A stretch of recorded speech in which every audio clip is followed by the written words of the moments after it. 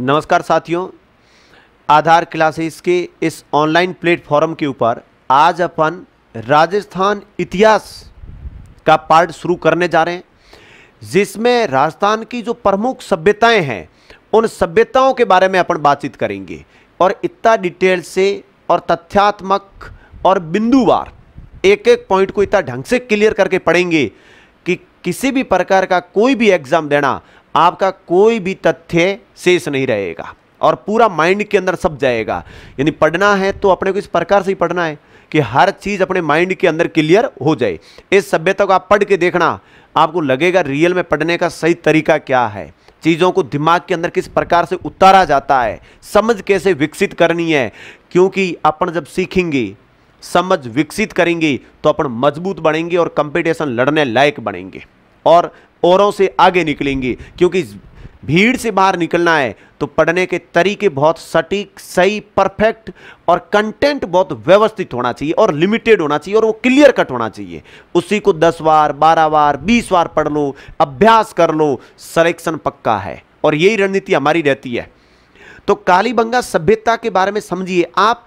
केवल इस पूरे टॉपिक में लास्ट तक आप इसको देखना और फिर आप एनालिसिस करना कि रियलिटी में ये चीजें बहुत आसान हो जाती है यदि सही ढंग से पढ़ाया जाए, क्रमबद्ध रूप से इन चीजों को दिया जाए, परोसा जाए तो। और ये काम मैंने कर लिया है, आपको कहीं ढूंढने की जरूरत नहीं है। आप 10 किताबें उठा करके व्यवस्थित करोगे तब तक हमने कर लिया पहले, क्योंकि रात दिन पढ़ा रहे तो हमारा काम यही है कि विद्यार्थी को सरल करके, व्यवस्थित करके इस प्रकार से सामग्री दी जाए कि विद्यार्थी ढंग से पढ़ ले। YouTube के ऊपर ये चीज़ें खूब मिल रही है, हमारे ऐप के अंदर भी ये चीज़ें हम डाल रहे हैं और जो पढ़ा रहे हैं ऑफलाइन बेस के अंदर जो लिखित नोट्स है, जो हम ऑफलाइन बेस में पढ़ा रहे हैं, बैच चल रहे हैं हमारे, उनकी PDF फाइल भी हम ऐप के अंदर डाल रहे हैं। आप प्रिंट निकाल करके इन चीज़ों को पढ़ सकते हैं और बोर्ड की PPT फाइल वो भी डाल रहे हैं। टेलीग्राम ग्रुप के अंदर खूब सारी चीज़ें डाल रहे हैं। तो आप आधार क्लासेस बालोतरा से संबंधित जितने भी ऑनलाइन प्लेटफॉर्म हैं उनसे जुड़ करके ये डाटा आप प्राप्त कर सकते हैं और आप अपनी तैयारी को धार दे सकते हैं। कालीबंगा सभ्यता के बारे में देखिए, अपन सामान्य जानकारी पढ़ेंगे, ये कहाँ स्थित है, किस प्रकार से हैं, उनके बारे में कुछ चीजें सामान्य देखेंगे। फिर खोज और उत्खनन कर्ता कौन कौन है उनके बारे में पॉइंट पढ़ेंगे सेकंड बिंदु में। फिर इसके कालक्रम से संबंधित क्या क्या पॉइंट बने आज दिन तक एग्जाम में, अपन इसके कालक्रम से संबंधित बनने वाले बिंदुओं को समझेंगे। उसके बाद में कालीबंगा से संबंधित जो उपनाम हैं और उनके कारण समझेंगे। देखो, कारण जानना बहुत जरूरी होता है, नहीं तो कितने भी हाथ पांव मारो कोई फायदा नहीं है। बड़ी बड़ी भर्तियां मिल रही है और यदि जो भर्ती नहीं है और आप तैयारी करना चाहते हैं ना, तो आप अभी से लगे रहें। भर्ती आए तब तक आप कंप्लीट कोर्स कर ले, भर्ती आए तब दुनिया पढ़ने जाए और आप रिवीजन और टेस्ट पेपर देने बैठे, तो वो विद्यार्थी जीत में रहता है। और समझदार विद्यार्थी जो होता है वो भर्ती का कभी वेट नहीं करता है, बिना भर्ती का वेट किए अपनी तैयारी को जारी रखता है और वो कोर्स कंप्लीट करने में लगा रहता है और फायदा उसी को ही होता है अधिकतम 99%। फिर देखिए, नगर नियोजन, नगरीय व्यवस्था क्या थी, नगर नियोजन को समझेंगे, किस प्रकार से नगर स्थापित था कालीबंगा का, और पूरी सिंधु घाटी सभ्यता के सेम व्यवस्था थी। यहां पे घर और मकान, यहां के घर मकान किस प्रकार के बने होते थे, मृद भांड, मिट्टी के बने बर्तन, मृद भांड यानी मिट्टी के बने जो बर्तन थे, वो बर्तन किस प्रकार के, कौन कौन से अवशेष इनके मिले। पशुओं से संबंधित, ये लोग किन पशुओं से परिचित थे या पशुओं से संबंधित क्या अवशेष मिले कालीबंगा से, उनको पढ़ेंगे। और फसलों के बारे में आपको पता होगा, कपास का उत्पादन दुनिया में सबसे पहले भारत में हुआ और भारत में सिंधु घाटी सभ्यता में भी सबसे पहले देखा जाए तो कालीबंगा है और विदेशों में इसको सिडन कहा गया कपास को। तो कपास तो है ही है, बाकी खूब सारी चीजें यहां से मिली है। जुते हुए खेतों के अवशेष है, 2 फसलों का एक साथ उगाना है, यहां से खूब अवशेष मिले। दाह संस्कार की विधियां क्या थी, यहां पे दाह संस्कार कैसे किया जाता था कालीबंगा वासियों के द्वारा, उनको अपन पढ़ेंगे। फिर इन लोगों का धार्मिक जीवन पढ़ेंगे और लास्ट में इनकी लिपि के बारे में पढ़ेंगे। ये जो 12 पॉइंट लिए हैं, इन पॉइंटों के अंदर एक एक बात मैं क्लियर करवा दूंगा। ये 12 पॉइंट आपने समझ लिए तो आपको मजा आ जाएगा, आपको लगेगा कि रियल में जो चीज हमारे लिए बहुत भारी थी या हम व्यवस्थित पढ़ नहीं पा रहे थे या हमारे अंदर हमेशा डर बना रहता था कि पता नहीं इतना पढ़ा है, अब पर्सन कहां से आ जाएगा, किस प्रकार से आ जाएगा, कहीं से भी नहीं आएगा। इतना व्यवस्थित पढ़ो, कंसेप्ट क्लियर करके पढ़ो कि परीक्षा के अंदर अपना ही बोलबाला हो। कोई भी आपको इन चीज़ों से बाहर नहीं कर सकता है। बस कारण ये होता है कि अपनी इन चीज़ों को समझने का प्रयास सही ढंग से करते नहीं है। तो आप इन चीज़ों से जुड़ें, इनको समझें, और आपको यदि ये क्लास बढ़िया लगे, आपको लगे रियल में ये क्लास हमारी यूं आत्मा के अंदर यूं मार कर रही, चोट कर रही है, कि रियल में चीज़ें और डाटा और जो फैक्ट दिए हैं बहुत शानदार और जानदार फैक्ट है, तो अपने अधिकतम मित्रों तक क्लास को पहुंचाना है और उनको बताना है आधार के यूट्यूब चैनल पे हिस्ट्री का बहुत बढ़िया पार्ट चल रहा है, और बाकी आपको मैथ, साइंस, ये भी सब्जेक्ट A1 मिलेंगे यहाँ पे हमारे ऑनलाइन प्लेटफॉर्म के ऊपर। तो आगे देखिए इसके अंदर, अब अपने इसकी शुरुआत करते हैं सामान्य जानकारी से। देखिएगा, सबसे पहला बिंदु है अपना सामान्य जानकारी। सामान्य जानकारी, सामान्य जानकारी, सामान्य जानकारी। आप इसको समझिए, सामान्य जानकारी को। सामान्य जानकारी के अंदर अपन इस सभ्यता की स्थिति समझेंगे। देखिए, हनुमानगढ़ जिले में स्थित है, पहली बात तो सबको याद है, लेकिन आगे आप मेरे साथ बढ़ते जाइए, लास्ट तक जुड़े रहिए, आपको मजा आएगा इस क्लास में। हनुमानगढ़ जिले में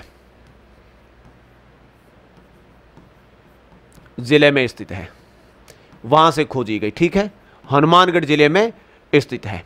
अब हनुमानगढ़ जिले में भी कहां स्थित है, तो देखिएगा, मैं एक चीज बता रहा हूं डायग्राम बना करके। हनुमानगढ़ जिले के अंदर आप इसको देखेंगे, जैसे ये हनुमानगढ़ जिले की लोकेशन है, ये हनुमानगढ़ जिले की उत्तर दिशा है, याद रखना, ये हनुमानगढ़ जिले की दक्षिण दिशा है, और ये हनुमानगढ़ जिले की पूर्व दिशा है, और ये हनुमानगढ़ जिले की पश्चिम दिशा है। आप यदि हनुमानगढ़ जिला मुख्यालय, जैसे ये मान लो हनुमानगढ़ जिला मुख्यालय, इस हनुमानगढ़ जिला मुख्यालय से दक्षिण पश्चिम की ओर, यानी यहां पे कालीबंगा स्थित है हनुमानगढ़ जिले के अंदर। यहां पे कालीबंगा जो स्थल है वो विद्यमान है, इसको आपको ध्यान में रखना है। यानी हनुमानगढ़ जिले के, क्योंकि ये लोकेशन पूछ ली गई, अब पेपर बनाने वाला कुछ भी कर सकता है, तो आपको उन बातों को ध्यान में रखना है, उनको समझना है, एक एक चीज को माइंड में ऐसे क्लियर करना है कि गलत ना हो जाए। तो सीधी बात है, जितना सरल पढ़ोगे उतना ज्यादा फायदा होगा। तो अगली बात क्या लिखेंगे, हनुमानगढ़ जिले की दक्षिण पश्चिम भाग में स्थित है, दक्षिण पश्चिम भाग में स्थित है। अब कौन सी नदी, तो हनुमानगढ़ गंगानगर की गग्गर नदी है ही,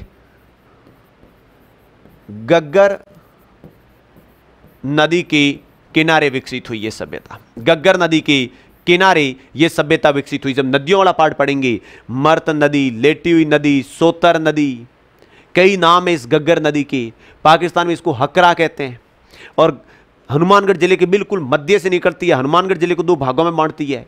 लूणी नदी और गग्गर नदी दो ऐसी नदियां हैं, और इनके किनारे दो ऐसे नगर है, जैसे एक तो हनुमानगढ़ हुआ और एक बालोतरा हुआ, जो इस बहाव से तर के इन नदियों के बहाव पेटे से नीचे की ओर स्थित है, जो कभी भी जलमग्न हो सकते हैं।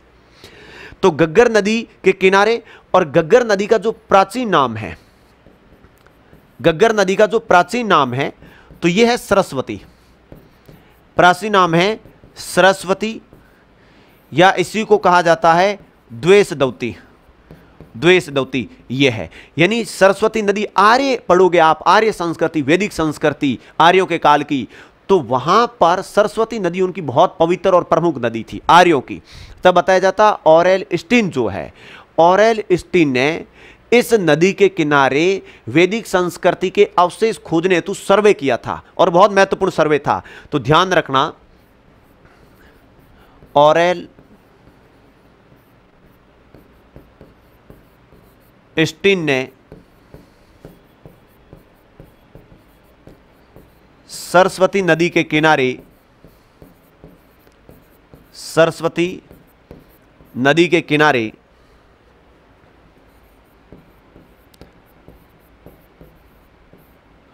वैदिक संस्कृति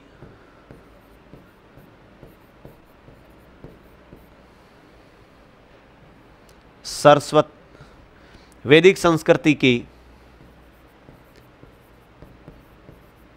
अवशेषों हेतु सर्वे किया, अवशेषों हेतु सर्वे किया। तो ये ध्यान में रखना। अभी और बातें पढ़ेंगे इस कालीबंगा सभ्यता के बारे में। कालीबंगा सभ्यता की व्यवस्थित जानकारी देने वाला विद्वान कौन था, ये भी अपन पढ़ेंगे, पूछा जाता है परीक्षा के अंदर। तो ऑरेल स्टीन ने वैदिक संस्कृति, सरस्वती नदी के किनारे वैदिक संस्कृति के अवशेष हेतु सर्वे किया था। अगले पॉइंट और देखिए सामान्य परिचय के अंदर, एलपी टेसीटोरी, ये नाम, इस व्यक्ति का नाम आपको पता होगा, राजस्थान के इतिहास में खूब जुड़ा है, भाषा साहित्य में खूब जुड़ा है। एलपी टेसीटोरी, इटली का निवासी एलपी टेसीटोरी ने सर्वप्रथम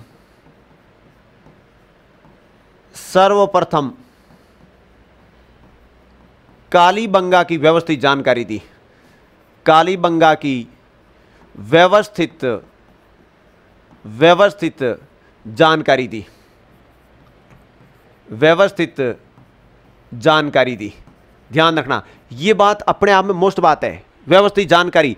कालीबंगा स्थल के बारे में सबसे पहले, क्योंकि वहां जब अवशेष बिखरे हुए देखे किए, तो उसकी आकर की व्यवस्थित जानकारी देने वाला जो व्यक्ति था, विद्वान था, वो एलपी टेसीटोरी था। ध्यान रखना, और ये एलपी टेसीटोरी इटली का निवासी था, ये इटली का निवासी था। और इसकी जो कर्म भूमि है वो कर्म भूमि थी बीकानेर। ध्यान रखना, कर्म भूमि बीकानेर, बीकानेर के राठौड़ों के घराने में रहता था और भाषा साहित्य पे खूब काम किया है। बीकानेर इसकी कर्म भूमि मानी जाती है। और बीकानेर रियासत में ही बीकानेर, हनुमानगढ़, गंगानगर, चूरू, ये जिले, आज के जो जिले हैं वो आते थे बीकानेर रियासत के अंदर, और वहां पर इसने खोज खूब की थी। इसके ऊपर एक अपना ग्रंथ भी लिखा गया एलपी टेसीटोरी के ऊपर, धोरोरो धोरी, जिसके अंदर एलपी टेसीटोरी को धोरोरो धोरी कहा गया है।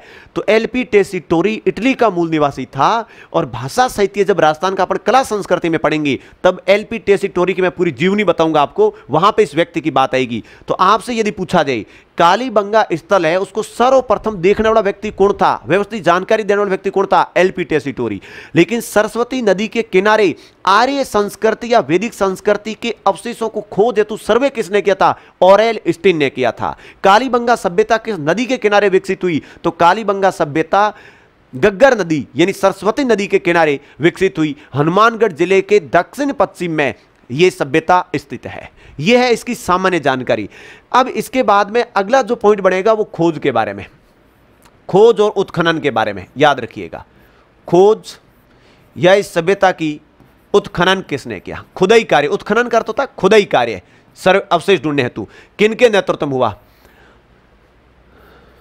सर्वप्रथम खोज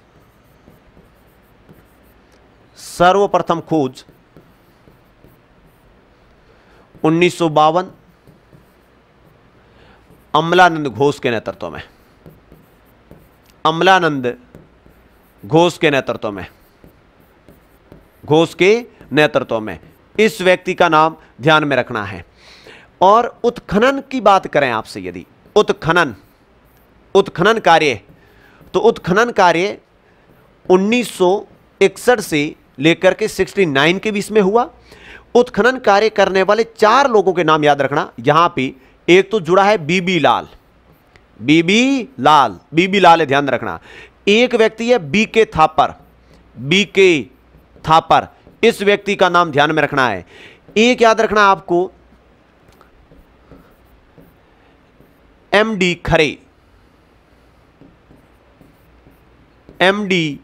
खरे, और एक व्यक्ति का नाम ध्यान रखना है केएम श्रीवास्तव। ये 4 लोगों के नाम याद रखने हैं जो खोज और उत्खनन में काम आते हैं। तो कालीबंगा स्थल की सर्वप्रथम खोज 1952 में अमलानंद घोष के नेतृत्व में हुई। उत्खनन का कार्य 1961 से लेकर 69 के बीच में चला, जिसमें बीबी लाल, बीके थापर, एमडी खरे, केएम श्रीवास्तव। क्योंकि कई बार क्वेश्चन क्या बनता है, क्वेश्चन बनता है कि निम्न में से कालीबंगा सभ्यता से संबंधित नहीं है, तो 4 लोगों के नाम दे दिए जाते हैं। उनमें से एक व्यक्ति कोई आहड़ का या गणेश्वर का या बालातल सभ्यता का नाम उठा लिया जाता है। तो ये बातें ध्यान में रखनी है। देखो, पढ़ते समय अपने को क्वेश्चन किन रूपों में बढ़ सकते हैं, वो बात अपने को याद में रखनी चाहिए। यदि ऐसी हर बात को अपन ध्यान में रखेंगे तो अपने पूरे पॉइंट है वो क्लियर हो जाएंगे। ज्यादा अपने को डरने की, हड़बड़ाहट करने की जरूरत नहीं है। बिल्कुल व्यवस्थित कंटेंट पढ़े, क्लियर कट पढ़े और डाउट्स रहित पढ़े। इस प्रकार से पढ़े कि उसके बाद, पढ़ने के बाद अपने मन में किसी भी प्रकार का भ्रम ना हो। तो तैयारी अपनी बिल्कुल सही और व्यवस्थित तैयारी होगी, ध्यान में रखना। 2 पॉइंट अपने क्लियर हो गए। अगला पॉइंट देखिएगा, अगला पॉइंट कालक्रम से संबंधित, कालक्रम, कालीबंगा सभ्यता से संबंधित कालक्रम की यदि बातचीत करें तो क्या पॉइंट है। देखिए यहां पे जो फैक्ट बन सकते हैं, C14 के अनुसार देखा जाए 2350 ईसा पूर्व से 1750 ईसा पूर्व के मध्य माना जाता है इसका कालक्रम, यह ध्यान में रखना है।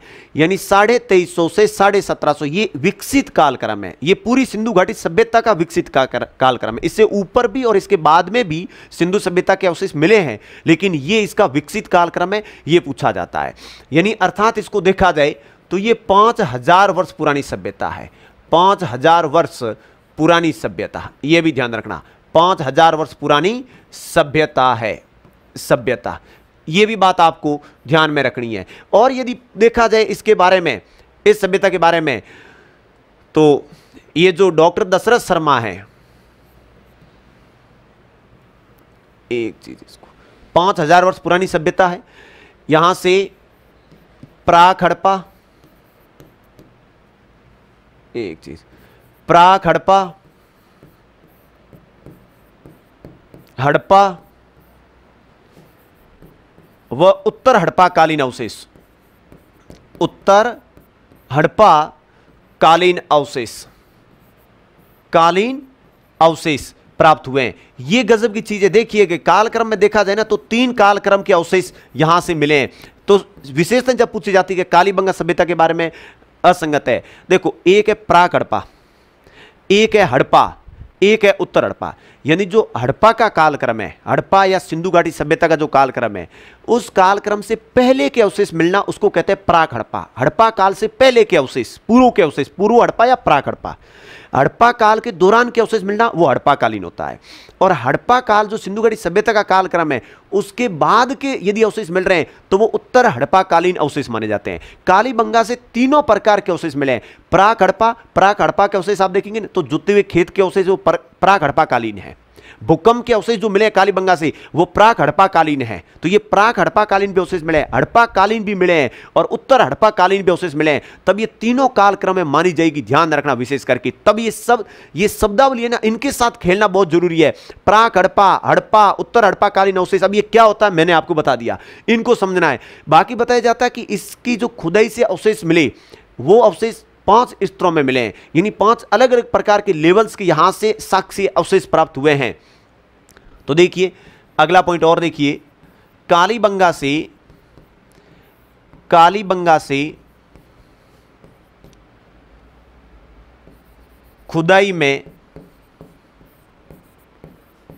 में 5 स्तरों के अवशेष प्राप्त हुए, अवशेष प्राप्त, ध्यान रखना विशेष करके 5 स्तरों के अवशेष यहां से प्राप्त हुए। ये कालक्रम से संबंधित आपके पॉइंट है। अब अपन बात करेंगे, देखो अपने सबसे पहले सामान्य परिचय पढ़ लिया। सामान्य परिचय पढ़ने के बाद में इस सभ्यता की जो खोज और उत्खनन करता है उनके बारे में पढ़ लिया। वो पढ़ने के बाद में अपन ने कालक्रम को देख लिया। फिर अपन अगला पॉइंट जो देखेंगे वो पॉइंट अपना रहेगा उपनाम से संबंधित।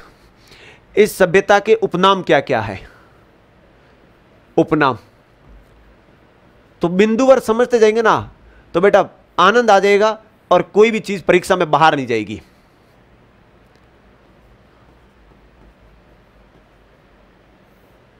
नगरीय सभ्यता, बिल्कुल विकसित अवस्था में ये नगरीय सभ्यता है।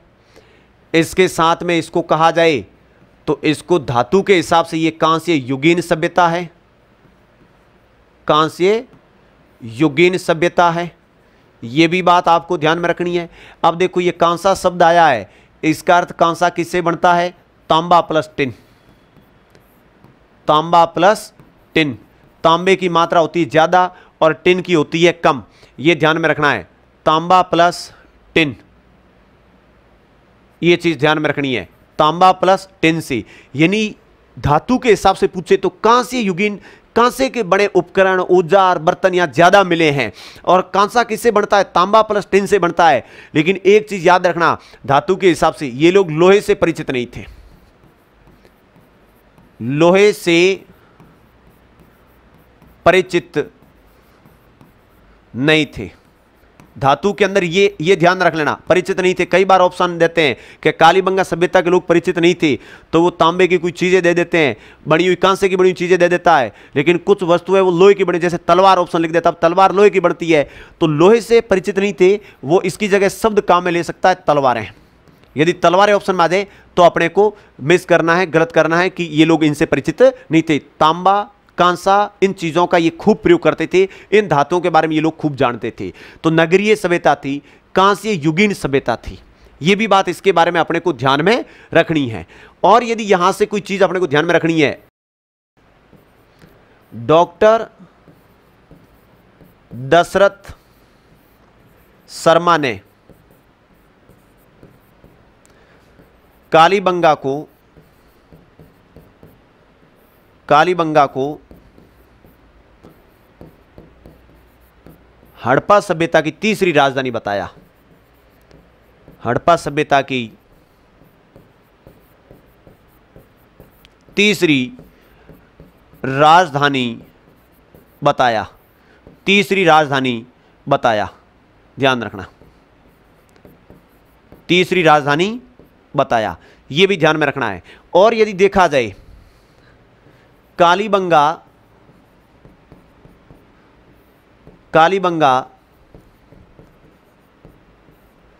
हड़प्पा सभ्यता का पांचवां महत्वपूर्ण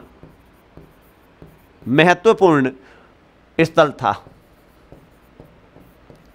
देख लो आप भाई, पांचवां महत्वपूर्ण स्थल माना जाता है ये सिंधु घाटी सभ्यता या हड़प्पा सभ्यता का।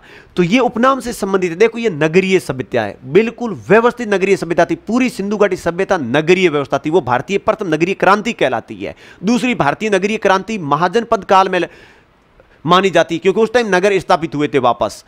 और कांस्य युगीन सभ्यता थी, तांबा प्लस टिन का प्रयोग, लोहे से ये लोग परिचित नहीं थे, धातु में ध्यान रख लेना। लेकिन आहड़ पढ़ेंगे तो आड़ के अंदर खुला रहेगा, वो लोग तांबे से, कांसे से और लोहे से भी परिचित थे। तब वो ताम्र, कांस्य, लोहे युगीन सभ्यता मानी जाती है आहड़ वाली। तो वो आहड़ के अंदर बहुत डिटेल से बढ़िया ढंग से वो वीडियो मिलेगा आपको, उसके अंदर भी चीजें रहेगी। कालीबंगा शब्द है, ध्यान रखना, कालीबंगा, ये कालीबंगा शब्द जो है वो सिंधी भाषा का शब्द है, सिंधी भाषा का शब्द है, सिंधी भाषा का। और इसका शाब्दिक अर्थ होता है काले रंग की चूड़ियां, काले रंग की चूड़ियां, यानी यहां से चूड़ियां सबसे ज्यादा मिली खुदाई के अंदर, तब इसका नाम कालीबंगा और काले रंग की चूड़ियां इसका शाब्दिक अर्थ होता है। तो ये आपके उपनाम से संबंधित बातें हो गई। अब यहां का नगर कैसा था, जो नगर नियोजित थी, नगर ये जो व्यवस्था थी वो किस प्रकार से बना हुआ था, नगर नियोजन को समझेंगे। कि देखो खूबियों में क्या था बेटा, कि निम्न में से कालीबंगा सभ्यता के बारे में असंगत है, अपने से क्वेश्चन पूछ लिया, लो अब वो बातें, चार बातें डाल देता है कालीबंगा से जुड़ी हुई। तो अपन क्लियर कब कर पाएंगे, जब अपन कालीबंगा के बारे में सही ढंग से जान पाएंगे। तो आप तो तैयारी जबरदस्त करें, कंटेंट को इतना अच्छे से तैयार करें कि दिक्कत ना आए। और जब जो भी भर्ती है उसके पीछे इतना खा पी के पड़ जाएं, जो भर्ती आपके माइंड में चल रही है इतनी दिमाग के अंदर बिठा दो कि बस जब भी भर्ती आएगी, आवेदन किए जाएंगे, एग्जाम होगा, इतने तैयार हो जाएंगे। एक सीट अपनी फिक्स है और एक सीट के लिए व्यक्ति को सही दिशा में काम करना होता है और बिल्कुल सही सामग्री का चुनाव करना होता है, भटकाव नहीं करना है। क्योंकि आज के दिन में भटकाने के स्रोत खूब है, तो भटकना नहीं है, एक जगह से व्यवस्थित कंटेंट और उसी को बार बार पढ़ें और टेस्ट पेपर दें और अभ्यास करें। लेकिन भर्ती आए तब तक कोर्स कंप्लीट कर लें। जो भी भर्ती आपके दिलो दिमाग में चल रही है उसका कोर्स कंप्लीट कर लें। और भर्ती आने के बाद लोग बोरियां बिस्तर बांध करके अपने सिर के ऊपर उठा करके ट्रेनों में, बसों में बैठ बैठ के, कोचिंगों में इधर उधर भागेंगे, दौड़ेंगे। तब तक आप घर पे बैठ करके उन नोट्स को बार बार पढ़ना शुरू कर देना और जितने टेस्ट पेपर हो सकते उतने टेस्ट पेपर दे देना। आपको मजा आ जाएगा, फायदा हो जाएगा। और इस रणनीति से हमने खूब बच्चे सेलेक्टेड करवाए और भी करवाते जाएंगे। जो टाइम पे समझ लेता है उसका सिलेक्शन हो जाता है। समझदारी में जो गलती कर देता है स्थितियों को नहीं समझ पाता है कि भाई सिलेक्शन के लिए क्या मापदंड होते हैं, तो ये कोचिंग है, ये नोट्स, ये ऑनलाइन प्लेटफॉर्म, ये सब केवल आपके सहयोग में आपकी सफलता को सरल करने के हैं। बाकी खुद बैठोगे टिक करके तब सिलेक्शन होगा। कहीं जाने से करने से सिलेक्शन होते तो सबके सिलेक्शन बाहर जाने से हो जाते हैं। दुनिया में सिलेक्शन बाड़मेर से खूब हो रहे हैं, बालोतरा से भी खूब हो रहे हैं, जोधपुर से भी खूब हो रहे हैं, हर सिटी से बच्चे निकल रहे हैं। पर बच्चों की भावना संतुष्ट हो जाए ना कि भाई हम यहां बैठ करके तन मन से पढ़ेंगे, पूरी मेहनत करेंगे और जो कंटेंट चाहिए वो हम प्राप्त कर लेते हैं, तो बच्चे का सिलेक्शन हो जाता है। भागम भाग से ना तो किसी का हुआ है ना होगा। ये भेड़ चालें बनाई जा रही है जिनका कोई औचित्य नहीं है। ये उपनाम अपन ने पढ़ लिया। आगे देखिएगा कालीबंगा सभ्यता के बारे में। नगर नियोजन, अब यहां पर समझेंगे अपन नगर नियोजन। नगर नियोजन देखिए, नगर नियोजन की व्यवस्था पढ़े अपन कालीबंगा की, या पूरी सिंधु घाटी सभ्यता की सेम थी, जो अलग है मैं आपको बता देता हूं। नगर नियोजन के बारे में क्या है, पहले मैं डायग्राम बना करके एक चीज आपको बता दूं, थोड़ा बीच में बना दूं ताकि फायदा रहेगा। जैसे मान लो ये एक नगर है पूरा, ये कालीबंगा का स्थल है, इसमें से ये दो भागों में विभाजित रहता था। सिंधु घाटी सभ्यता का हर स्थल दो भागों में विभाजित रहता था। अपवाद में था धोलावीरा। धोलावीरा सिंधु घाटी सभ्यता या हड़प्पा सभ्यता का एकमात्र ऐसा स्थल था जो 3 भागों में विभाजित था। बाकी प्रत्येक स्थल 2 भागों में विभाजित थे। चाहे हड़प्पा हो, मोहनजोदड़ो हो, चाहे लोथल हो, चाहे राखी गढ़ी हो, चाहे कालीबंगा हो, कोई भी सुतु गैडोर हो, जितने भी कोट दिजी हो, सुरकोटदा हो, पूरे स्थल 2 भागों में विभाजित होते थे। एक पश्चिमी टीला और एक पूर्वी टीला। पश्चिमी भाग दुर्गीकृत होता था, दुर्गीकृत भाग होता वो अपेक्षाकृत ऊंचा होता था, और दोनों भागों की जब तुलना करते तो दुर्गीकृत भाग अपेक्षाकृत छोटा होता था आकार में। बताया जाता अभिजात वर्ग के लोग, यानी कोई वहां प्रशासन इकाइयां रही होगी, प्रशासन देखने वाला कोई वर्ग रहा होगा, क्योंकि लिखित जानकारी है नहीं। पूरी सिंधु घाटी सभ्यता की कोई लिखित जानकारी है नहीं अपने पास। लिपि सैंधव लिपि प्राप्त हुई, पर वो लिखा हुआ क्या है वो किसी को आज दिन तक समझ में नहीं आया, पढ़ नहीं पाया। तो सिंधु घाटी सभ्यता पूरी की पूरी पुरातात्विक सामग्री पर, जानकारी पर आधारित है। पुरातात्विक सामग्री का अर्थ होता है कि वहां से जो मृद भांड मिले, जो उपकरण मिले, जो औजार मिले, जो अवशेष मिले, जो साक्ष्य मिले, उनको देख देख करके अपन ने अनुमान लगाया कि भाई ये लोग क्या क्या करते होंगे, क्या क्या चीजें रही होगी, किन किन की लोगों को जानकारी थी। इस प्रकार से इन स्तरों के बारे में जानकारी को इकट्ठा किया गया।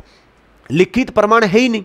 अब लिखित प्रमाण नहीं है तो चीजें अपन बता नहीं सकते उनके बारे में कि कैसे रहे होंगे, लेकिन जो जो अवशेष मिले उनके हिसाब से पुरावित, जो ये पुरातात्विक खोज करने वाले जो लोग हैं, ये जितने भी भारतीय पुरातत्व विभाग, संरक्षण विभाग के जो लोग थे, उन्होंने इन चीजों को, अवशेषों को देख देख करके, इन साक्ष्यों को देख करके इनकी हिस्ट्री लिखी, इनका पार्ट लिखा, और वो पार्ट अपन पढ़ते हैं।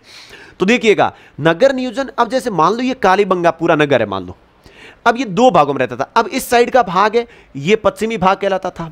समझिए आप चीज, ये पश्चिमी टीला, ठीक है, ये पहला भाग, ये फर्स्ट भाग था, और सेकंड जो भाग था उसको कहा जाता था पूर्वी टीला, जो पूर्व में स्थित होता था, पूर्व दिशा में, तब इसका नाम पूर्वी टीला पड़ा। अब दोनों की तुलना करें तो देखो आकार में छोटा, ये आकार में क्या था, दूसरे की तुलना में ये आकार में छोटा था। एक चीज तो ये ध्यान में रखनी है, आकार में छोटा, अपेक्षाकृत ऊंचा, अपेक्षाकृत ऊंचा, दूसरे वाले से किसकी अपेक्षा, इस भाग से ये ऊंचाई में था, अपेक्षाकृत ऊंचा।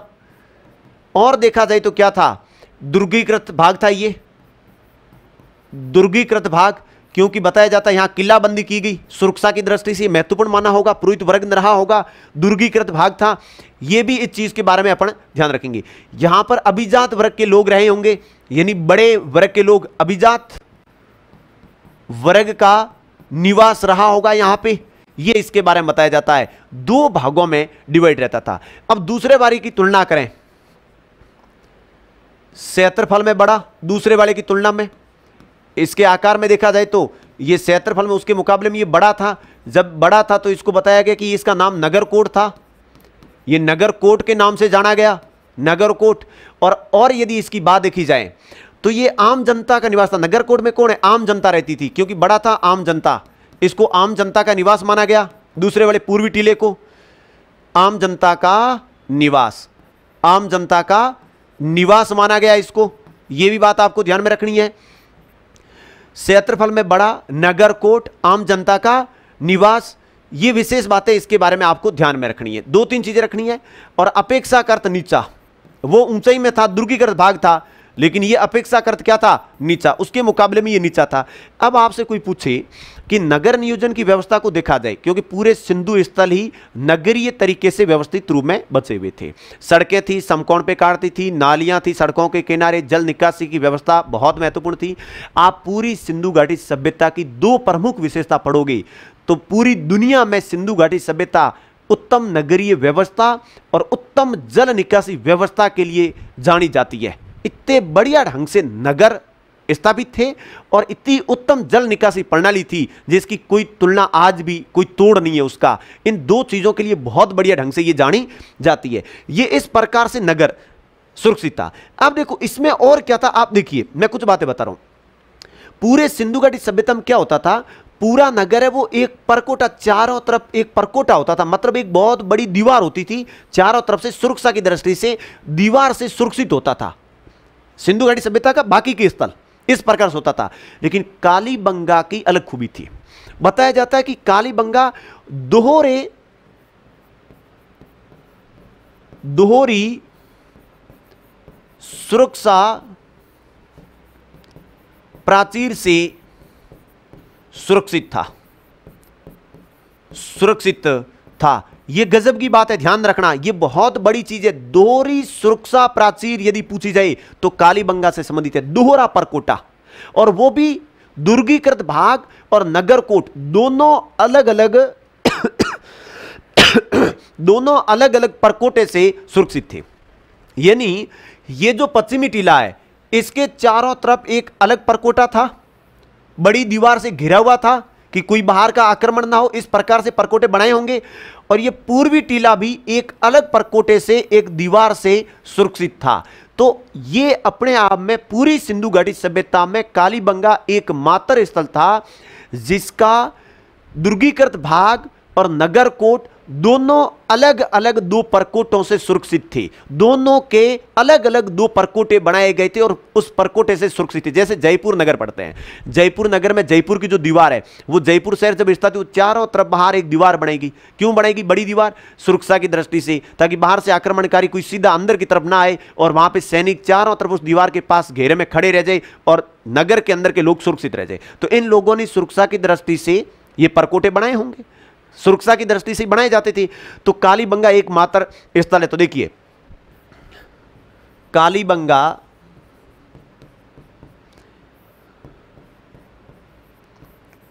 एकमात्र सिंधु सभ्यता का स्थल था जिसके दोनों भाग अलग अलग परकोटे से सुरक्षित थे। परकोटे से सुरक्षित थे, यह ध्यान रखना, गजब की बात है ये। अलग अलग परकोटे से सुरक्षित थे।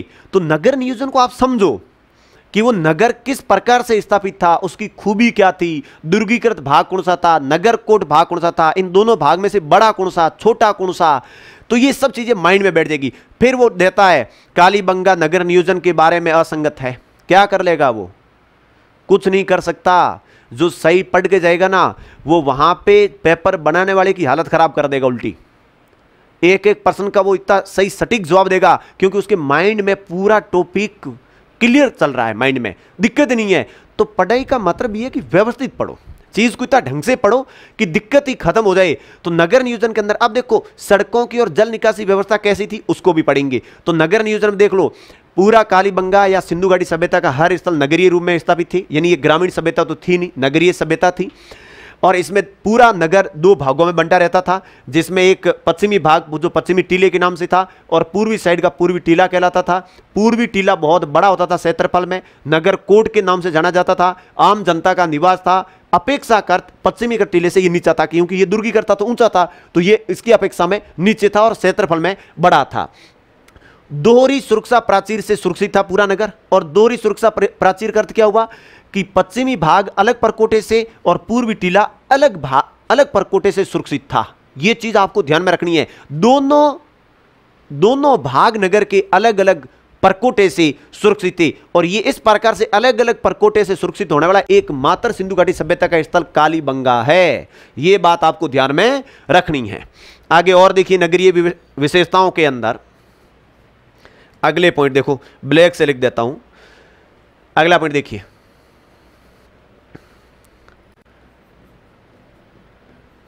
सड़कें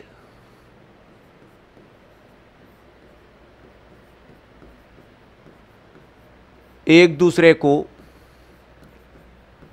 समकोण पर काटती थी, समकोण पर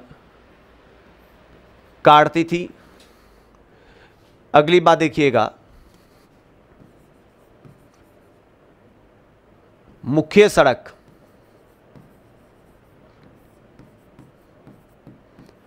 मुख्य सड़क 7.2 मीटर छोड़ी थी। काफी छोड़ी थी, देख लो। गलियां 1.8 मीटर चौड़ी थी, यह भी ध्यान में रखनी है।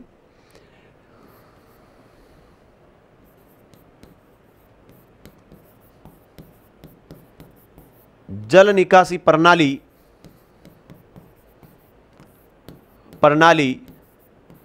उत्तम थी। जल निकासी प्रणाली बहुत उत्तम थी, यह ध्यान में रखनी, यह गजब की चीज है। यानी पूरी सिंधु घाटी सभ्यता की दो प्रमुख विशेषता, नगरीय नियोजन व्यवस्था और जल निकासी प्रणाली, सबसे उत्तम पूरी दुनिया में सिंधु घाटी सभ्यता की मानी जाती है, सबसे ज्यादा प्रमाणित। आज के नगरों में भी जल निकासी प्रणाली इतनी उत्तम नहीं है। बालोतरा के हमारे देख लो, थोड़ा बहुत एक्स्ट्रा पानी आ गया, बारिश हो गया, जल निकलने की सही व्यवस्था है ही नहीं, क्योंकि इस प्रकार से ये शहर स्थापित है। पूरी गलियां भर जाती है चारों तरफ से, क्योंकि जल निकासी प्रणाली की व्यवस्था ढंग की नहीं है। आज से 5000 वर्ष पहले उन लोगों को जल निकासी प्रणाली का कितना व्यवस्थित नॉलेज था।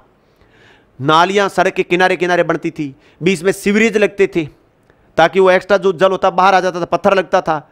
और बताया जाता कि कालीबंगा के अंदर तो इन नालियों को लकड़ी के पाटों से ढकी जाती थी और बीच में भी लकड़ी के पाटे लगाए जाते थे। लकड़ी की नालियों के अवशेष पूरी दुनिया में एकमात्र स्थल होगा सिंधु घाटी सभ्यता। सिंधु घाटी सभ्यता में भी स्थल होगा कालीबंगा, वहां से प्राप्त हुई है। बाकी कहीं से भी लकड़ी की नालियों के अवशेष प्राप्त नहीं हुए हैं। ये कालीबंगा अपने आप में विशेष है। यानी जल निकासी प्रणाली यहां की उत्तम थी। कालीबंगा एकमात्र स्थल है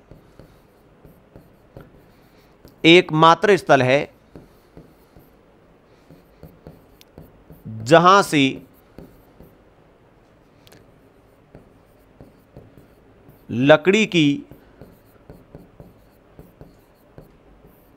नालियों के अवशेष प्राप्त हुए। नालियों के अवशेष प्राप्त हुए। यह चीज अपने आप में मोस्ट है। लकड़ी की नालियों के अवशेष, ये अंडरलाइन कर रहा हूं, ये जो पॉइंट है ये सबसे महत्वपूर्ण पॉइंट है कालीबंगा सभ्यता का। तो ये अपने नगर नियोजन के बारे में है। अब इन नगरों में जो मकान बने होते थे उन मकान के बारे में बातचीत करेंगे। मकान कैसे बने होते थे, तो एक एक पॉइंट को समझो आप। ज्यादा आपको डरने की घबराने की जरूरत नहीं है।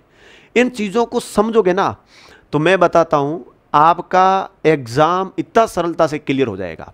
और राजस्थान हिस्ट्री और कला संस्कृति के अंदर तो एक तरफा है।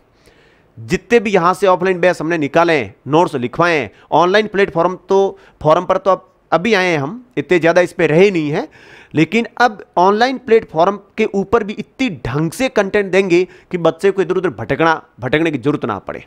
आप तो केवल इन चीज़ों को देखते जाएं और जो चीज़ मैं आपको यहाँ पढ़ा रहा हूँ, जो जो टॉपिक पढ़ाऊंगा, कंप्लीट चीज़ें करवाऊंगा, उसके नोट्स, हस्तलिखित नोट्स मेरे आपको ऐप में मिल जाएंगे, फोल्डर के अंदर मिल जाएंगी, जहां पर पूरी चीज़ें बिल्कुल व्यवस्थित दी हुई रहेगी और टेलीग्राम ग्रुप के अंदर भी खूब सारी चीज़ें मिल जाएगी। और जिन विद्यार्थियों को हिस्ट्री के, कला संस्कृति के या राज्य व्यवस्था के, ज्योग्राफी के जो भी अन्य नोट्स चाहिए ना, वो नोट्स भी आप हमसे प्राप्त कर सकते हैं, क्योंकि यहाँ पर वीडियो के नीचे ही पूरे लिंक दे रखे हैं, टेलीग्राम के दे रखे हैं, ऐप के दे रखे हैं। आप वहां से ज्वाइन करके हमसे कनेक्ट हो सकते हैं, जुड़ सकते हैं। आप किसी भी प्रकार की सामग्री की मांग कर सकते हैं, या आप वीडियो के नीचे कमेंट करके आप अपने जो सुझाव है, कौन सी चीज़ें ज़्यादा आपको ज़रूरत है, उनके बारे में आप पूछ सकते हैं।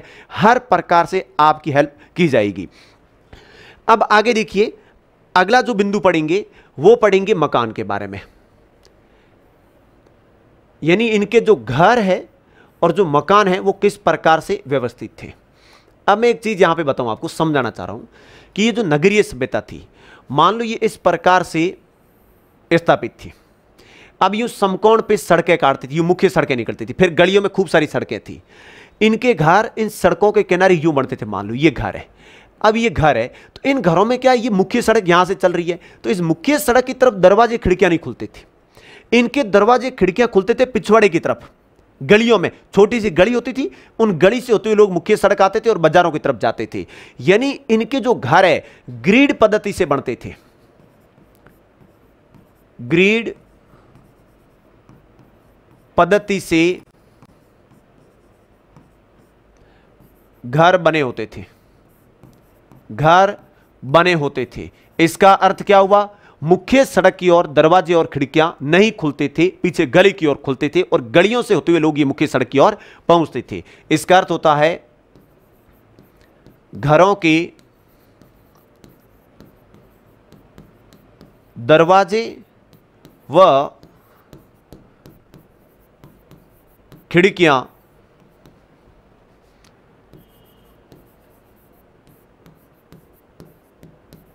मुख्य सड़क की ओर ना खुलकर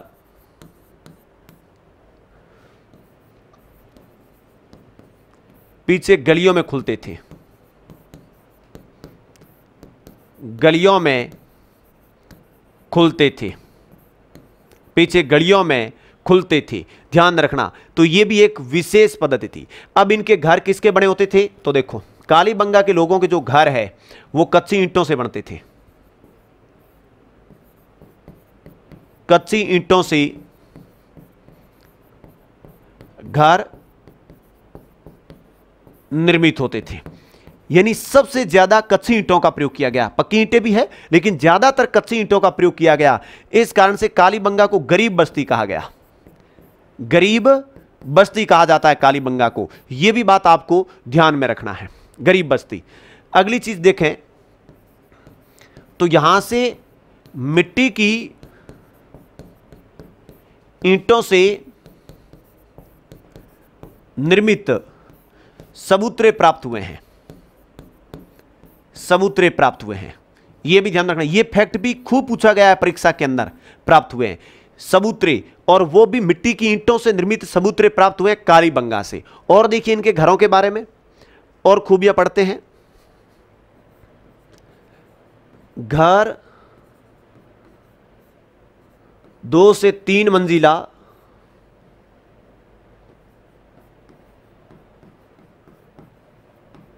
तीन मंजिला बने होते थे, बने होते थे। अगली बात देखिए, घरों में 2 से 3 कक्ष होते थे, कक्ष होते थे।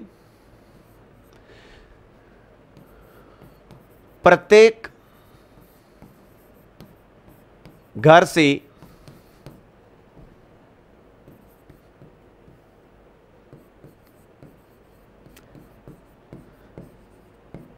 जल संरक्षण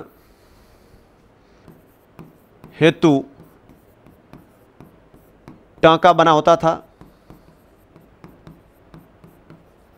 प्रत्येक घर से टांका या कुआं प्राप्त हुआ।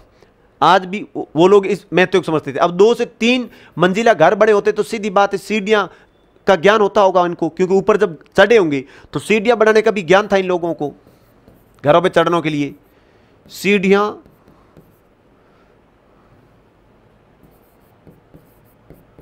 बनाने का ज्ञान था।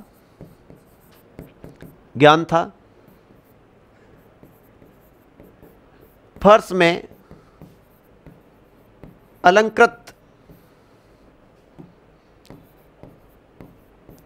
ईंटों का प्रयोग, यह विशेष बात है, पूरे कालीबंगा के अंदर अलंकृत ईंटों का प्रयोग कहीं पर भी नहीं हुआ। एकमात्र स्थल होगा कालीबंगा जहां पर अलंकृत यानी ईंटों के ऊपर थोड़ा बहुत चित्रकारी की हुई ऐसी ईंटें प्राप्त हुई है, और वो फर्श में लगी रहती थी। फर्श में जैसे आज अपन टाइलें लगाते हैं डिजाइन के लिए, ये लोग अलंकृत ईंटों का प्रयोग करता था। ऐसे भी अवशेष मिले हैं। ये एकमात्र स्थल होगा ऐसा, ध्यान रखना, एकमात्र स्थल। बाकी ये चीजें कहीं से भी प्राप्त नहीं हुई है। तो ये खूबी अपने आप में देखो, दोहरे परकोटे से सुरक्षित एकमात्र सिंधु घाटी सभ्यता के स्थल है ये। अलंकृत ईंटें एकमात्र स्थल होगा जहां से प्राप्त हुई है। लकड़ी की नालियों के अवशेष ये एकमात्र स्थल है जहां से प्राप्त हुए हैं। तो ये चीजें अपने को समझने लायक है, ये चीजें विशेष करके। अगली चीज और देखें अपन, यहां पर अलंकृत ईंटों के बारे में हो गया, ये सीढ़ियां बनाने का इन लोगों को ज्ञान था। इनके घरों से तंदूर की सूले प्राप्त हुए, तंदूर के सूले प्राप्त हुए, तंदूर के सूले प्राप्त हुए। यह भी बड़ी बात है। आहाड़ पढ़ेंगे ना तो वहां पर 5-6 सूले एक साथ प्राप्त हुए, द्विमुखी सूले प्राप्त हुए, लेकिन कालीबंगा से तंदूर के सूले भी प्राप्त हुए हैं। इसके अवशेष है। अगले देखिए, अगला बिंदु, अब यहां पे पढ़ेंगे कालीबंगा के बारे में। यहां से जो मृद भांड प्राप्त हुए, वो मृद भांड किस प्रकार के हैं, उन मृद भांडों के बारे में पढ़ेंगे। देखिए, लाल धरातलीय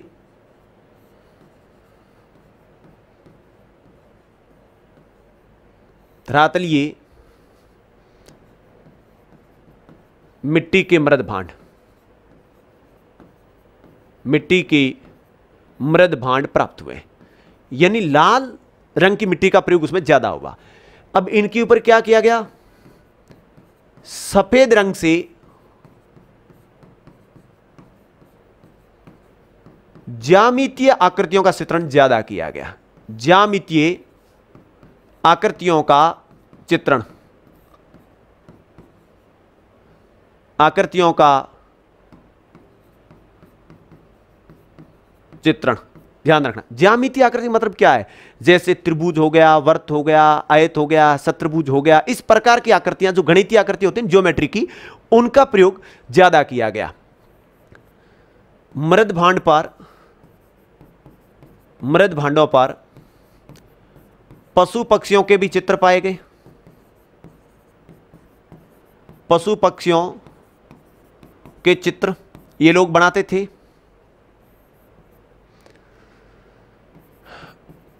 कालीबंगा के मृद भांडों को 6 उपभागों में बांटा गया।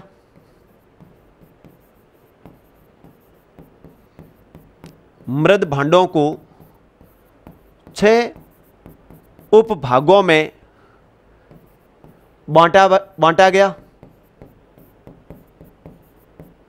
ध्यान रखना। और भी देखें तो यहां पे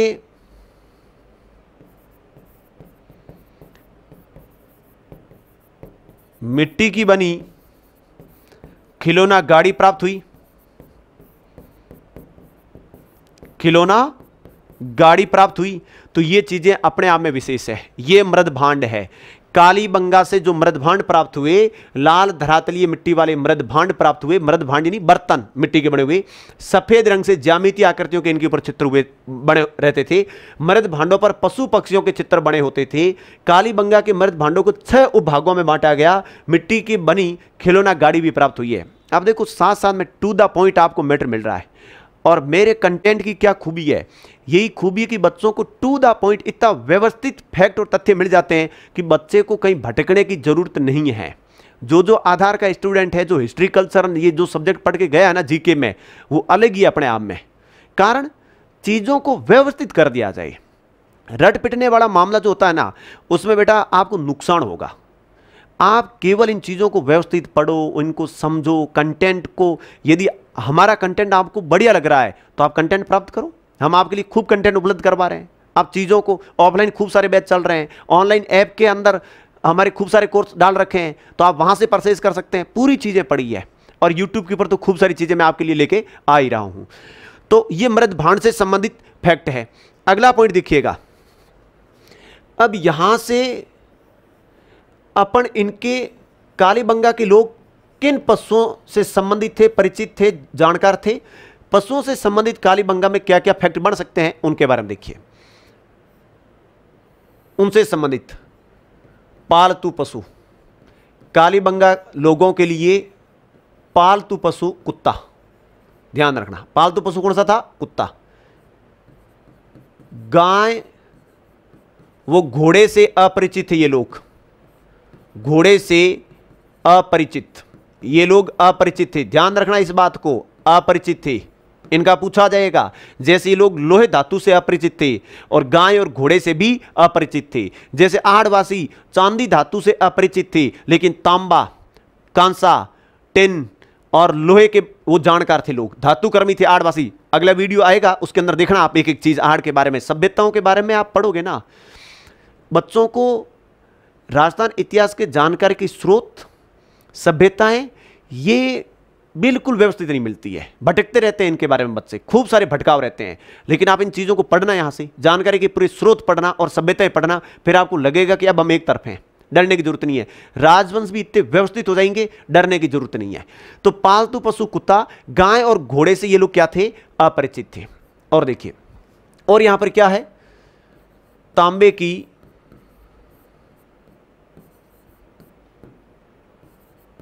बैल आकृति प्राप्त हुई,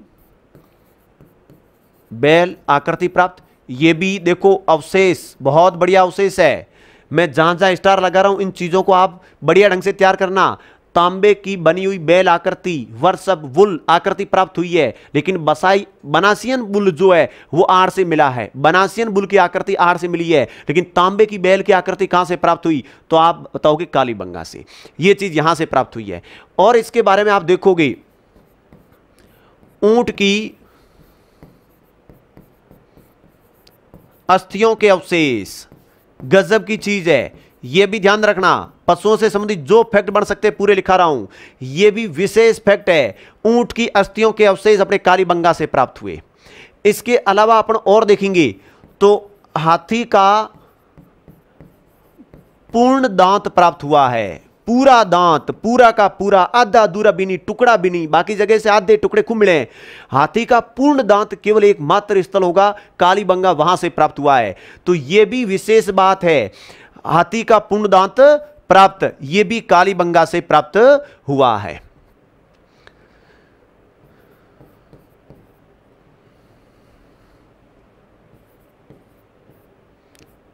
ईंट पर बनी व्याघ्र, व्याघ्र की आकृति प्राप्त, व्याघ्र की आकृति प्राप्त हुई है। व्याघ्र, व्याघ्र देख लो आप, व्याघ्र के बारे में आया है। बाघ, चीता, जिसकी आकृति मिली है, जो ईंट पर बनी हुई व्याघ्र की आकृति भी यहां से प्राप्त हुई है। यह फैक्ट है पशुओं से संबंधित। अब आपको डरने की जरूरत नहीं है।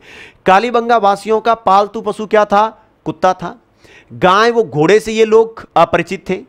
तांबे की बैल आकृति, तांबे की बनी हुई बैल आकृति कहां से प्राप्त हुई? कालीबंगा से। ऊंट की अस्थियों के अवशेष कहां से प्राप्त हुए? कालीबंगा से। हाथी का पूर्ण दांत, पूरा का पूरा दांत कहां से मिला? कालीबंगा से। और ईंट पर बनी व्याघ्र की आकृति भी कहां से प्राप्त हुई? कालीबंगा से। ये पशुओं से संबंधित फैक्ट आपके पूरे हो गए।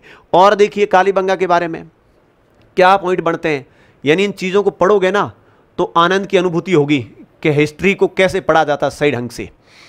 अब अपन पढ़ेंगे कालीबंगा से जो फसलें प्राप्त हुई है, जो फसलों के अवशेष प्राप्त हुए हैं, जो जानकारी मिली है, उनके बारे में पढ़ेंगे। तो देखिए यहां पे मैं खूब सारी चीजें आपको फसलों के बारे में पढ़ा रहा हूं। गेहूं, जो, चना, कपास, ये प्रमुख फसलें थी, गेहूं, जौ, चना और कपास। विशेष करके देखिए, कपास का उत्पादन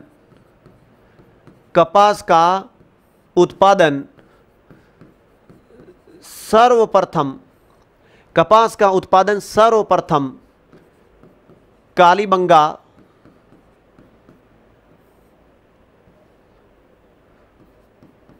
कालीबंगा वासियों ने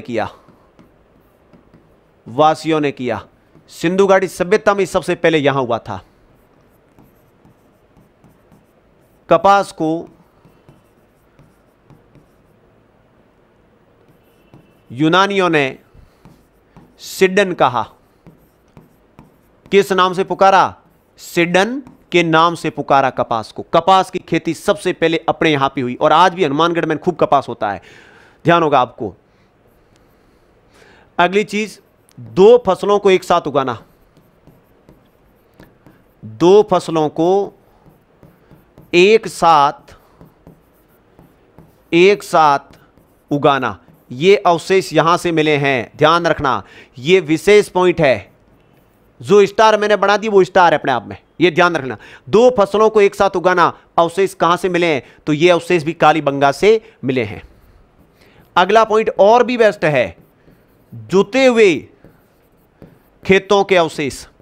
जुते हुए खेतों के अवशेष प्राप्त, मतलब यह है कि समकोण पर काटते हुए दो हल के निशान मिले हैं। यह ध्यान रखना, जुते हुए खेतों का अर्थ यह है, एक हल और दूसरा 90 डिग्री पे काटते हुआ हल के निशान हैं। यानी हल्के आकृतियां नहीं मिली है, हल्के आकृतियां बनावली सभ्यता हरियाणा से मिली है, लेकिन जुते हुए खेत या हल्के जो निशान हैं, इनको ये अवशेष अपने कालीबंगा से। लेकिन ये जुते हुए खेत के जो अवशेष है ना, इसके बारे में कुछ पॉइंट बता रहा हूं। इसके पॉइंट देखिए, जैसे मान लो ये कालीबंगा नगर है, स्थल है, और कालीबंगा को अपन यदि चार भागों में बांट दें, तो कालीबंगा का ये दक्षिणी भाग है और ये पूर्वी भाग है। कालीबंगा ये पूरा क्षेत्र है, इसका जो ये दक्षिणी पूर्वी इलाका है, इस दक्षिणी पूर्वी इलाके में जुते हुए हल्के अवशेष मिले। ये भी फैक्ट पूछ लिया गया एग्जाम में। और ये जो अवशेष है प्राक हड़प्पाकालीन, हड़प्पा से पहले के अवशेष है, प्राक हड़प्पाकालीन अवशेष है। तो देखिए इसमें दो पॉइंट बढ़ेंगे, एक तो कालीबंगा के दक्षिणी पूर्वी भाग में ये अवशेष पाए गए, दक्षिणी पूर्वी भाग में जुते हुए खेत के अवशेष। और दूसरी चीज प्राक हड़प्पाकालीन अवशेष है, ये जुते हुए खेत के अवशेष प्राक हड़प्पाकालीन अवशेष है, ये ध्यान रखना। दो पॉइंट इनके बारे में ध्यान रखना बेटा, ये सीधी सीधी चीज रहेगी। यानी इसका अर्थ क्या है, ये हल्के निशान है, ये अपने आप में हल्के निशान है जो समकोण पर काट रहे हैं, समकोण पर काट रहे हैं, ध्यान रख लेना, समकोण पर काट रहे हैं। तो जुते हुए खेतों के अवशेष यहां से प्राप्त होना बहुत बड़ी चीज है। और यदि प्राककालीन यानी जो हड़प्पा के जो प्राककालीन हड़प्पा के अवशेष है, वो यहां से जो भूकंप के अवशेष मिले हैं, वो भी प्राककालीन हड़प्पा के अवशेष है, ध्यान रखना।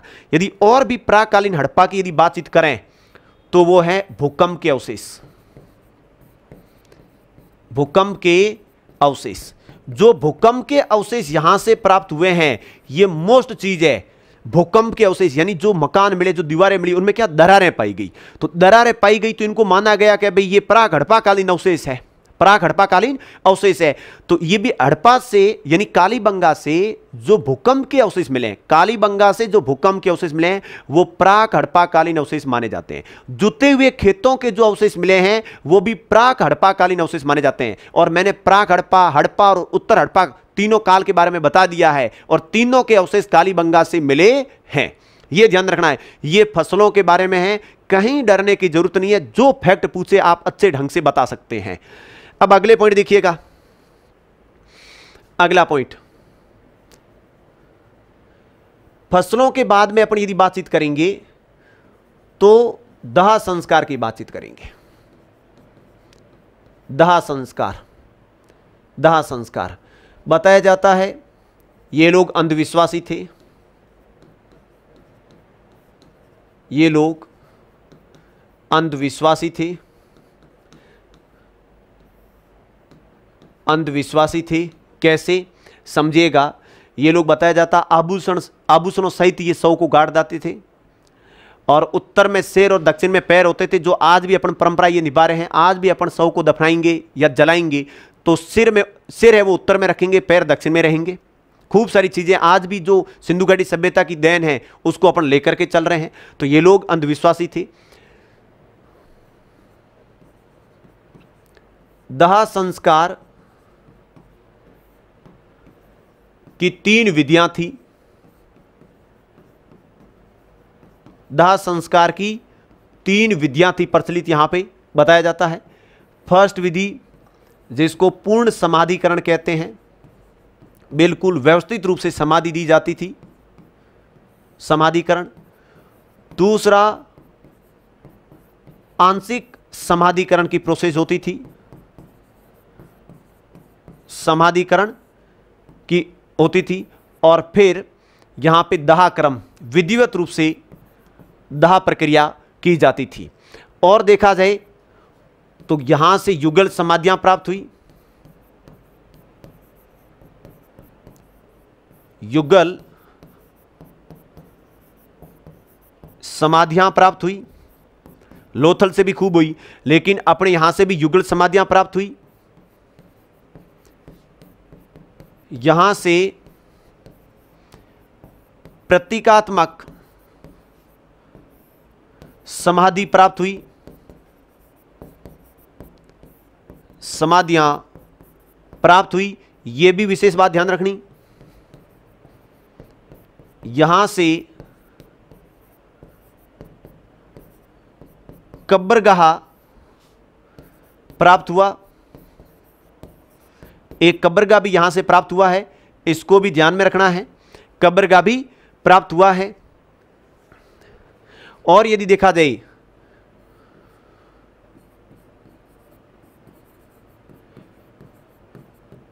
एक खोपड़ी प्राप्त, जिससे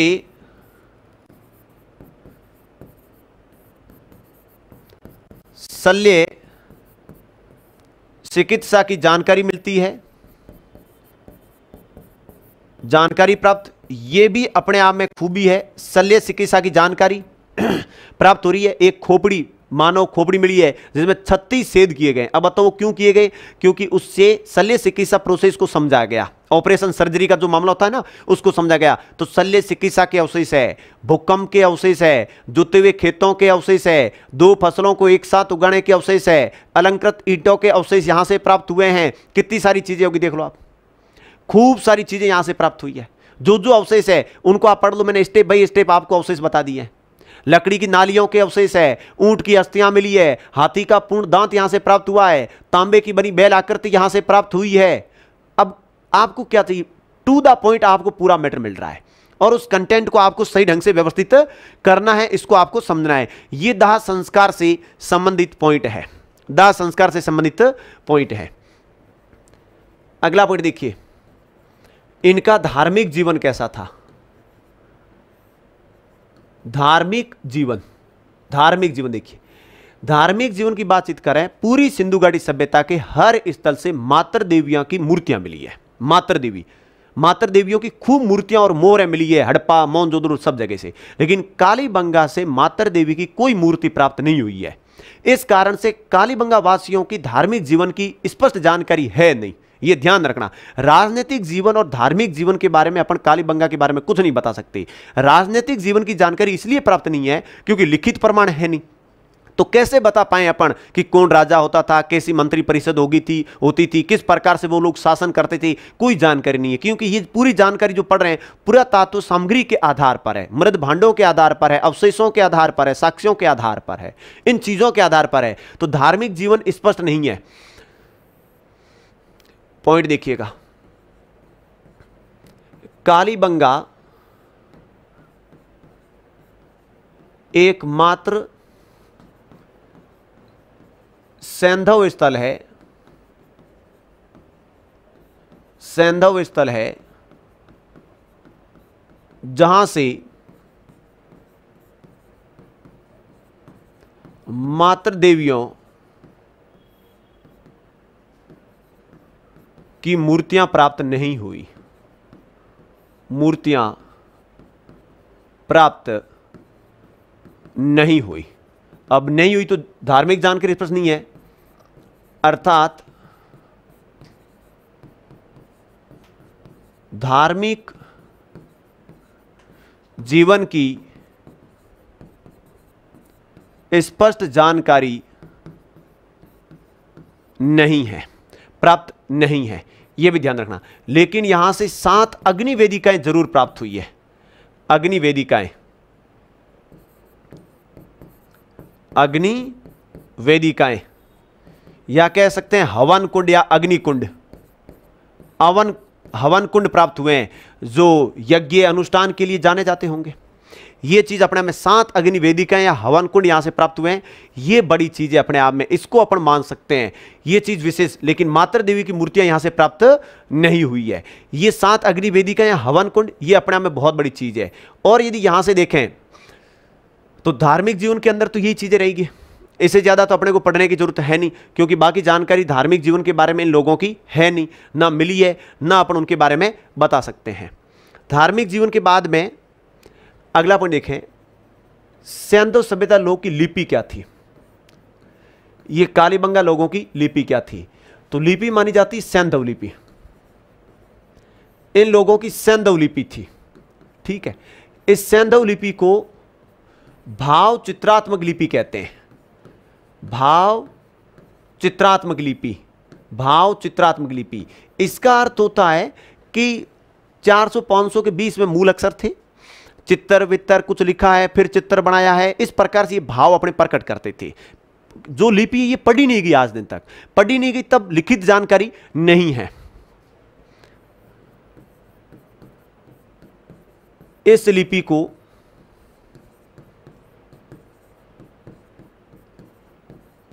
आज दिन तक पढ़ा नहीं गया, पढ़ा नहीं गया। इसलिए कालीबंगा हो चाहे सिंधु घाटी सभ्यता हो, कालीबंगा की लिखित जानकारी प्राप्त नहीं होती है अपने को, और जानकारी के जो स्रोत है, जानकारी के स्रोत पुरातत्व सामग्री है। पुरातत्व सामग्री, जो अवशेष मिले, उन अवशेषों के आधार पर कालीबंगा सभ्यता की जानकारी अपने को प्राप्त होती है, यह ध्यान रखना है। तो सैंधव लिपि, भाव चित्रात्मक लिपि, इस लिपि को आज दिन तक नहीं पढ़ाया गया है, इसलिए कालीबंगा यह है। अब यदि और मैं पॉइंट आपको बताऊं तो 2 चीजें आप इसके बारे में ध्यान रखना। कोट दिजी एक सिंधु घाटी सभ्यता स्थल है, कोट दिजी, जो वर्तमान पाकिस्तान में पड़ता है। पाक कोट दिजी सभ्यता से मिलते जुलते